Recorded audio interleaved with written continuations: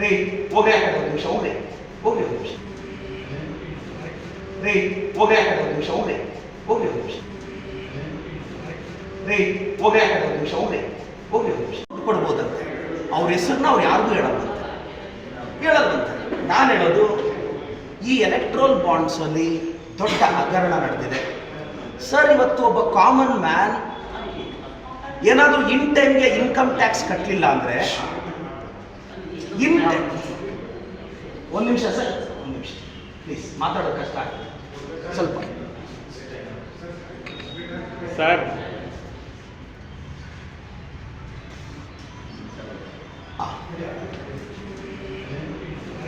ರೀ ಹೋಗ್ರಿ ಆ ಕಡೆ ಒಂದು ನಿಮಿಷ ಹೋಗ್ರಿ ಹೋಗ್ರಿ ಒಂದು ನಿಮಿಷ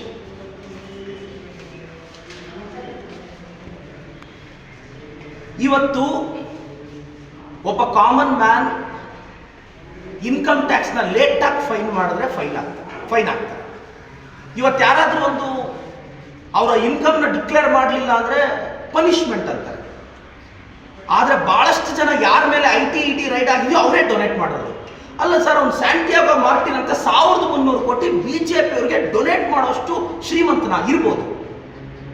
ಬಟ್ ಯಾಕೆ? ಇದರಿಂದ ಬಹಳ ದೊಡ್ಡ ಅವ್ಯವಹಾರ ನಡೆದಿದೆ, ಭ್ರಷ್ಟಾಚಾರ ನಡೆದಿದೆ. I request our honourable finance minister Nirmala Sitharaman madam ji, please, we are expecting a prompt response from you, madam, because being a responsible citizen of India and elected representatives from Karnataka, and I request your prompt answer because you are selected as a Rajya Sabha member from our state.